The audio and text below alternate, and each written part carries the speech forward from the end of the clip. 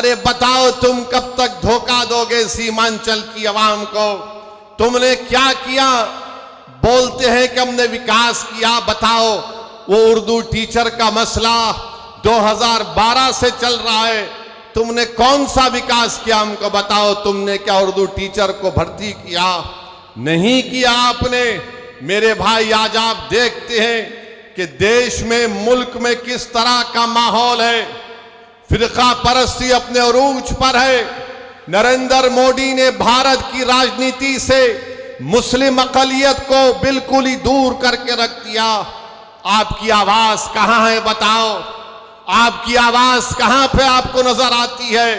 ये आपने जिसको अपना MP बनाकर कामयाब किया, क्या आपने कभी इसकी जबान से सुना भारत की पार्लियामेंट में सीमांचल की आवाम से इंसाफ होगा? क्या तुमने कभी सुना कि इसने कभी पार्लियामेंट में उठकर एक लफ्ज कहा हो बाबरी मस्जिद का? अरे जो मुझ पर इल्जाम लगाते, मैं तुमको चैलेंज कर रहा हूं, तुम कल प्रेस कॉन्फ्रेंस करके बाबरी मस्जिद का नाम ले लो।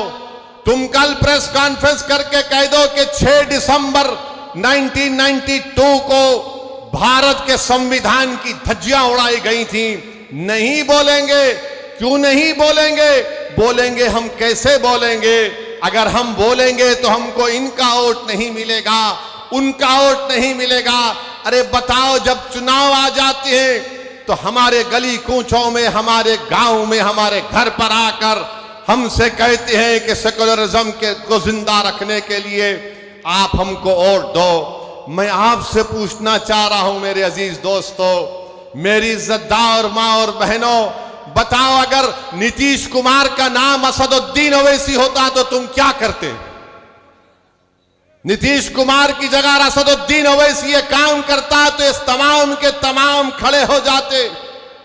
ये तमाम के तमाम ये कहते हैं कि अगर ये मर जाए तो कब्रिस्तान में इसको जगह मत दो, मगर उसका नाम नीतीश कुमार है तो तुम अपनी जबानें बंद कर बैठते हो। मैं चुनाव लड़ता हूं, तेजस्वी मिलकर हुकूमत बनाते हैं और फिर बीजेपी को बिहार में मुसल्लत करते हैं क्योंकि उनका नाम तेजस्वी है। तुम उसको कुछ नहीं बोलोगे। अरे मेरे भाई, यही तो हम आपको बताना चाहते हैं। यही इनकी नाइंसाफी है, यही इनका आपसे कोई मोहब्बत नहीं, ये नफरत करते हैं आपसे। इसीलिए हम आपसे अदबन गुजारिश करने आए हैं कि आप इस बार आने वाले लोकसभा के चुनाव में अपने वोट का सही इस्तेमाल करिए, अपनी लीडरशिप को बनाइए। बीजेपी के पास 306 MP हैं, एक भी मुस्लिम अक़लियत का MP नहीं है। राजद के तो कोई MP नहीं है। कांग्रेस में है कितने? एक ही हैं उनके खाली 50। मगर बताओ, फिर आपकी आवाज कौन उठाएगा? कौन आपके हक के लिए लड़ेगा? कौन तुम्हारी मस्जिदों की हिफाजत की आवाज उठाएगा? कौन तुम्हारी शरीयत की मदाखलत के अगर होगी तो उसके खिलाफ खड़ा हो जाएगा? कौन अगर किसी बेज़बानों को अगर नाइंसाफी होगी तो कौन उसकी आवाज उठाएगा? कौन सीमांचल की लड़ाई लड़ेगा? याद रखो, सीमांचल की यह लड़ाई अख्तरुल ईमान से हटकर कोई नहीं लड़ सकता। मैं जिम्मेदारी के साथ आपसे कह रहा हूं,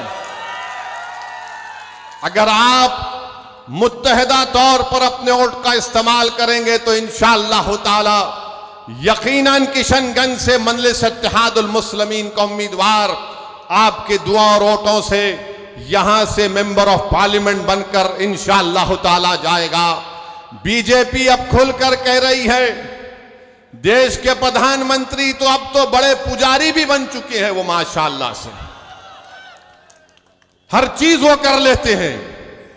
माने कहां कहां आप देखते हैं, अब वो कह रहे हैं कि 370 सीट पर जीतेंगे।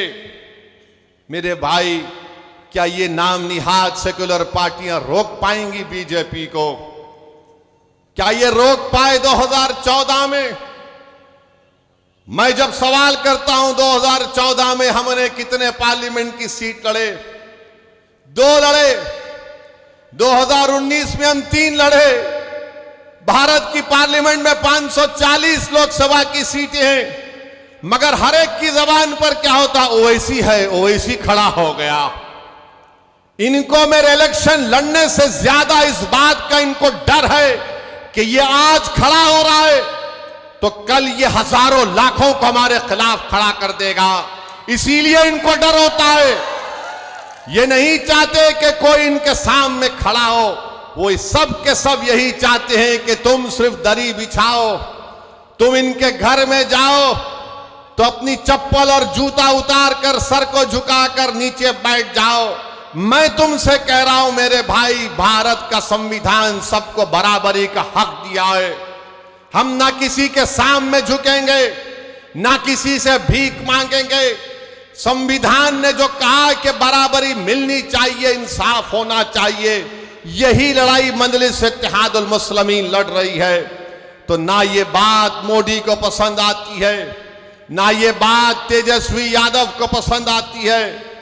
और नीतीश कुमार तो माशाल्लाह मैं सुनता हूं, नहीं मालूम अख्तर भाई सही बोलेंगे, अभी अब शाम के 5 बज रहे हैं तो नीतीश कुमार बोलते नहीं सुबह के 5 बज रहे हैं। नहीं मालूम, ऐसा कुछ सुनने में आया, नहीं मालूम, ऐसा कुछ सुनने में आता है। सच क्या है झूठ क्या है मुझे नहीं मालूम, मगर मेरे भाई, मेरे बुजुर्गों, मेरी इज्जतदार माँ और बहनों, देश में जो माहौल पैदा किया जा रहा है, इस माहौल को रोकना है आपको। इस माहौल को आप सिर्फ जज्बाती तकारीर और नारों से नहीं रोकेंगे। इस माहौल को अगर आपको रोकना है तो आपको अपनी लीडरशिप को मजबूत करना पड़ेगा।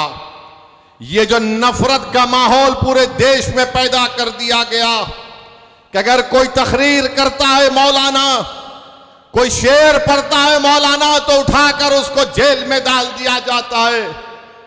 मैं पूछना चाहता हूं गुजरात की सरकार से कि तुमने एक मौलाना को पकड़कर मुंबई से पकड़कर गुजरात लेकर गए, मगर वही गुजरात में कई ऐसे वीडियो हैं जहां पर ये जालिम लोग वीडियो में आकर कहते हैं कि मसदुद्दीन ओवैसी को गोली मार देंगे, इसकी जबान को काट लेंगे, इसकी सर को काट देंगे, मगर उनको कोई हाथ नहीं लगाया जाता।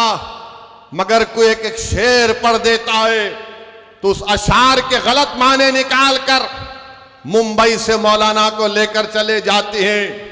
3-3 मुकदमे उन पर बुक कर दिए जाते हैं।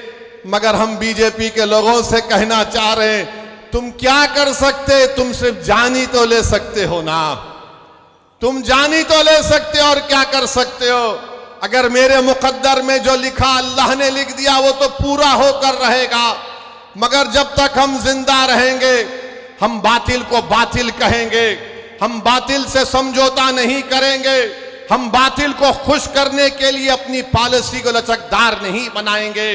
हमारा काम यह है मेरे अजीज दोस्तों और बुजुर्गों कि हम हक को कामयाब करें, और हक की कामयाबी का राज आपका इत्तेहाद है। याद रखिए, कब तक आप सेकुलरिज्म के नाम पर ठगे जाएंगे, कब तक आप सेकुलरिज्म के नाम पर इनको वोट देंगे और वो बीजेपी को बिहार में सत्ता देंगे। मैंने 2015 में भी कहा था तुमसे, मगर तुमने मेरी बात का यकीन नहीं किया। मैंने 2019-20 में भी कहा था, मगर आपने मेरी बात को नहीं समझा। कम से कम अब तो समझ जाओ। याद रखो, तुम अपने मुकद्दर के फैसले कर सकते हो। तुम में इतनी ताकत है कि मुस्तकबिल में तुम्हारे हक में जो फैसले लिए जाएंगे तुम खुद उसको कर सकोगे। अगर आज आप मुत्तहिद होकर अपने वोट का इस्तेमाल नहीं करेंगे तो नुकसान आपका होगा, नुकसान सीमांचल की गरीब जनता का होगा। ये आवाज को उठना चाहिए मेरे अजीज दोस्तों और बुजुर्गों।